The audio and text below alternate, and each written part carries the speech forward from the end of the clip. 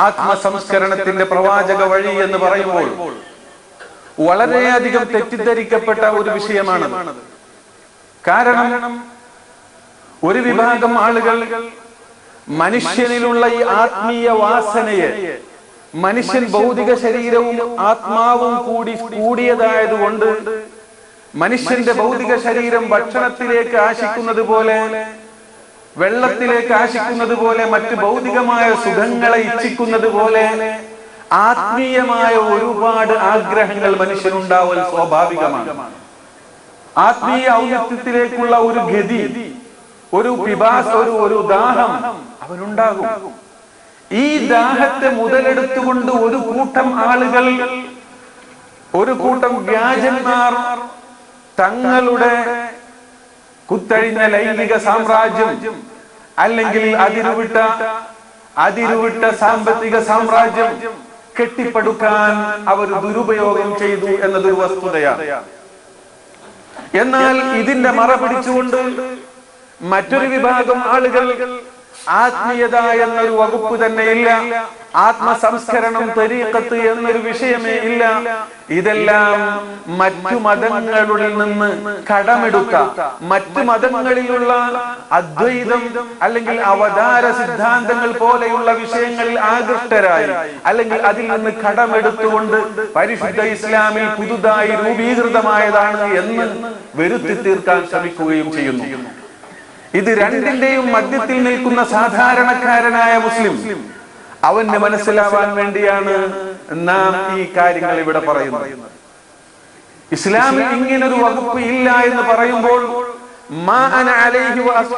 ഞാനും എന്റെ സഹാബത്തും നടന്നതാണ് ദീന്, ഞാനും എന്റെ സഹാബത്തും ഖാദിരി തരീഖത്തുകാരായിരുന്നില്ല, ഞാനും എന്റെ സഹാബത്തും നഖ്ശബന്ദി തരീഖത്തുകാരായിരുന്നില്ല, അങ്ങനെ ഒരു തരീഖത്തും ഇല്ലാത്തവരായിരുന്നു. അതുകൊണ്ട് തരീഖത്ത് ഇങ്ങനെയുള്ള വിഷയങ്ങളെല്ലാം പാടെ വലിച്ചെറിയപ്പെടേണ്ടതാണ് എന്ന് ഒരു കൂട്ടം ആളുകൾ പറയുന്നുണ്ട്. അവരെ നാം ആക്ഷേപിക്കാനല്ല, വിഷയം മനസ്സിലാക്കാൻ വേണ്ടി പറയുകയാണ് ഞാൻ. വാസ്തവത്തിൽ പരിശുദ്ധ ഇസ്ലാമിന്റെ ശരിയായ നിജസ്ഥിതി, അതിന്റെ ശരിയായ രൂപം, മഹാന്മാരായ അംബിയാഇന്റെ നിയോഗത്തിന്റെ ലക്ഷ്യങ്ങൾ എന്ത് എന്ന് പരിശുദ്ധ ഖുർആൻ വളരെ വ്യക്തമായി നമുക്ക് പഠിപ്പിച്ചു തന്നത് മനസ്സിലാക്കാത്തതിന്റെ കുഴപ്പം മാത്രമാണ്. നേരത്തെ ബഹുമാനപ്പെട്ട തങ്ങൾ സൂചിപ്പിച്ചതുപോലെ ഒരിക്കൽ നബി സല്ലല്ലാഹു അലൈഹി വസല്ലം തങ്ങളുടെ അരികിൽ ജിബ്രീൽ അലൈഹി സ്വലാത്തു വസ്സലാം മനുഷ്യരൂപത്തിൽ വന്നുകൊണ്ട് ചില ചോദ്യങ്ങൾ ചോദിച്ചു. ഈമാൻ എന്താണ്, ഇസ്ലാം എന്താണ്, ഇഹ്സാൻ എന്താണ്? ഈമാൻ എന്താണെന്ന് ചോദിച്ചപ്പോൾ ഈമാൻ കാര്യങ്ങൾ പറഞ്ഞു കൊടുത്തു. ഇസ്ലാം എന്താണെന്ന് ചോദിച്ചപ്പോൾ ഇസ്ലാം കാര്യങ്ങൾ പഠിപ്പിച്ചു കൊടുത്തു. അതിന്റെ ഒക്കെ ശേഷം റസൂലിനോട് ചോദിക്കുന്നു, മൽ ഇഹ്സാൻ, ഇഹ്സാൻ എന്താകുന്നു നബിയേ എന്ന്. ഇഹ്സാൻ എന്ന് പരിശുദ്ധ ഖുർആനിൽ പറയുന്നുണ്ടല്ലോ, മുഹ്സിനീങ്ങൾ എന്ന് പറയുന്നുണ്ടല്ലോ, മൻ അഹ്സന അമല എന്ന് പറയുന്നുണ്ടല്ലോ. എന്താണ് ഇഹ്സാൻ എന്ന് ചോദിച്ചപ്പോൾ ബഹുമാനപ്പെട്ട നബി സല്ലല്ലാഹു അലൈഹി വസല്ലം തങ്ങൾ മറുപടി പറഞ്ഞു, അൻ തഅബ്ദുല്ലാഹ കഅന്നക തറാഹു ഫഇൻ ലം തകുൻ തറാഹു ഫഇന്നഹു യറാക.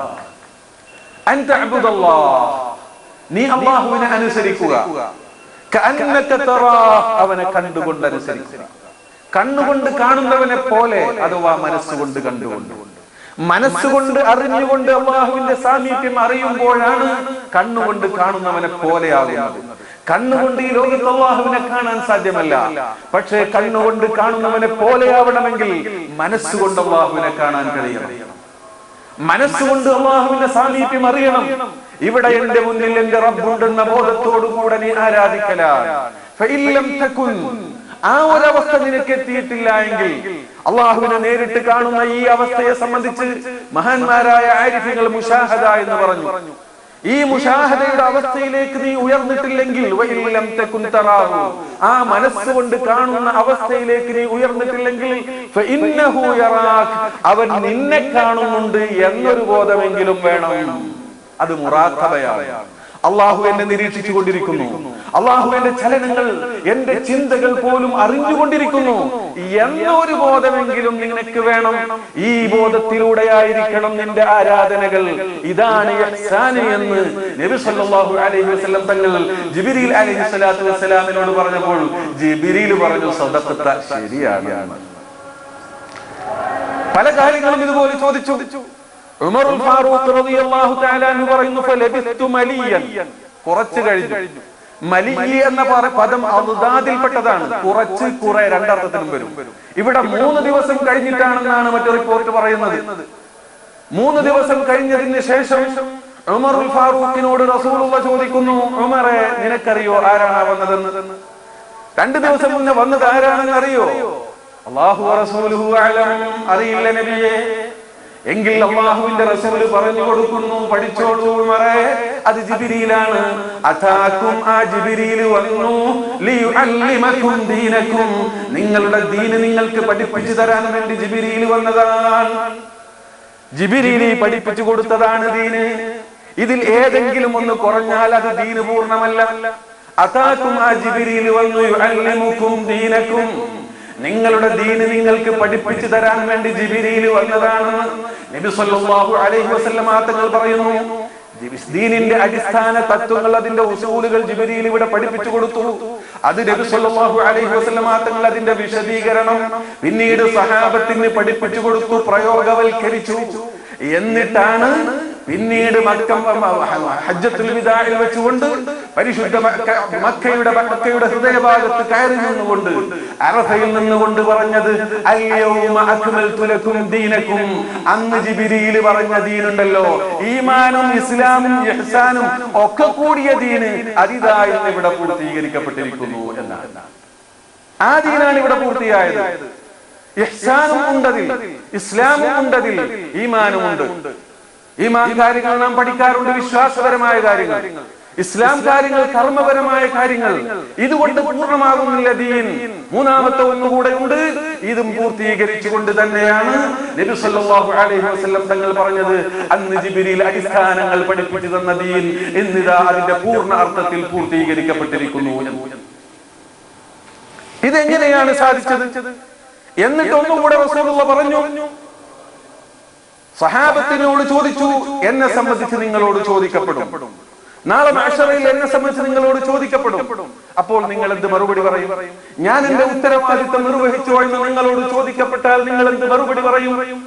സഹാബത്ത് പറഞ്ഞു, നഷ്ഹദു അന്നക ഖദ് ബല്ലഗ്ത വഅദ്ദൈത വനസഹ്ത, തങ്ങളുടെ ഉത്തരവാദിത്തം പൂർണ്ണ അർത്ഥത്തിൽ നിർവഹിച്ചിരിക്കുന്നു എന്ന് ഞങ്ങൾ റബ്ബിന്റെ മുന്നിൽ സാക്ഷി പറയുമെന്ന് മഹാന്മാരായ സഹാബത്ത് പറഞ്ഞപ്പോൾ മഹാനായ നബി സല്ലല്ലാഹു അലൈഹി വസല്ലം തങ്ങൾ ഇങ്ങനെ സൂചിപ്പിച്ചുകൊണ്ട് പറഞ്ഞു, അല്ലാഹുമ്മ അശ്ഹദ്, അല്ലാഹുമ്മ അശ്ഹദ്, അല്ലാഹുമ്മ അശ്ഹദ്, പടച്ചവനെ നീ തന്നെ സാക്ഷി, നീ തന്നെ സാക്ഷി, നീ തന്നെ സാക്ഷി എന്ന്.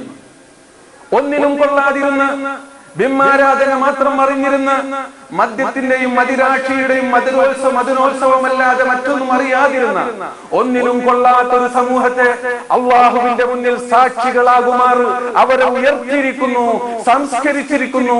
അവരൊക്കെ പരിശുദ്ധാത്മാക്കളായിരിക്കുന്നു. ഭൂമിയിലെ അള്ളാഹുവിന്റെ ശുഹദാ സാക്ഷികളായിരിക്കുന്നു, ഉമനാ വിശ്വസ്തരായിരിക്കുന്നു എന്ന് ലോകത്തിന് കാണിച്ചു കൊടുക്കുകയായിരുന്നു. അത് ഈ സഹാബത്ത് സംസ്കാര സമ്പന്നരായിരിക്കുന്നു, അവര് പരിശുദ്ധാത്മാക്കളായിരിക്കുന്നു. ഈ ഒന്നിനും കൊള്ളാതിരുന്ന ഈ സമൂഹം അള്ളാഹുവിന്റെ മുന്നിൽ സാക്ഷികളാകാൻ മാത്രം ഉയർന്നിരിക്കുന്നു. അൻതും ശുഹദാഉല്ലാഹി ഫിൽ അർദ്. അത്ര വലിയ പരിശുദ്ധാത്മാക്കളെ ഇങ്ങനെ സമർപ്പിച്ചുകൊണ്ടാണ് റസൂലുള്ളാഹി ദീൻ പൂർത്തിയായെന്ന് പ്രഖ്യാപിച്ചത്. എന്നിട്ടാണ് പറയുന്നത്, ഫൽയുബല്ലിഗിശ് ഷാഹിദുൽ ഗായിബ, ഈ സാക്ഷികളായ ആളുകൾ അല്ലാത്തവർക്ക് ഇത് എത്തിച്ചു കൊടുക്കണം. ഈമാനും എത്തിച്ചു കൊടുക്കണം, ഇസ്ലാമും എത്തിച്ചു കൊടുക്കണം, ഇഹ്സാനും എത്തിച്ചു കൊടുക്കണം. ആരെ ഇത് എത്തിച്ചു കൊടുത്തു? വിശ്വാസകാര്യങ്ങളെ സംബന്ധിച്ച് പറയുന്ന സംഭവത്തെ ഇൽമുൽ കലാം, അഖായിദ്, വിശ്വാസപരമായ കാര്യങ്ങൾ നാം പഠിക്കണം. നിസ്കാരം നിർബന്ധമാണ്, നോമ്പ് നിർബന്ധമാണ്, ഉദു നിർബന്ധമാണ്, ഇന്നത് ഉപേക്ഷിക്കൽ നിർബന്ധമാണ്. കർമ്മപരമായ കാര്യങ്ങൾ, ഇത് കർമ്മമാണ്, ഇസ്ലാം കാര്യങ്ങളാണ്. അത് ആ ഭാഗം ഫിഖ്ഹ് അത് പഠിപ്പിക്കുന്നു. ഇഹ്സാൻ അത് പഠിപ്പിക്കുന്നു. ഇഹ്സാൻ എവിടെ? നിസ്കാരത്തിൽ ഖുശൂഅ് നിർബന്ധമാണെന്ന് പഠിപ്പിക്കലല്ല ഇഹ്സാൻ, അത് പ്രവൃത്തിപദത്തിൽ കൊണ്ടുവരലാണ് ഇഹ്സാൻ. അതും എത്തിച്ചു കൊടുക്കൽ നിർബന്ധമല്ലേ? എങ്കിൽ കാര്യങ്ങളെ വ്യക്തമായി കൃത്യമായി റസൂലുള്ളാഹിയുടെ ദീൻ എന്ത് എന്ന്, റസൂലുള്ളാഹി എങ്ങനെയാണ് ഇങ്ങനെയുള്ള ഒരു പരിശുദ്ധാത്മാക്കളെ ഇവിടെ വാർത്തെടുത്തത് എന്ന് കൃത്യമായി മനസ്സിലാക്കുകയാണ് നമ്മൾ വേണ്ടത്. ഒരു കൂട്ടം വ്യാജന്മാരുണ്ട് എന്നതിന്റെ പേരിൽ അടച്ചാക്ഷേപിക്കാൻ നിന്നാൽ കള്ളദൈവം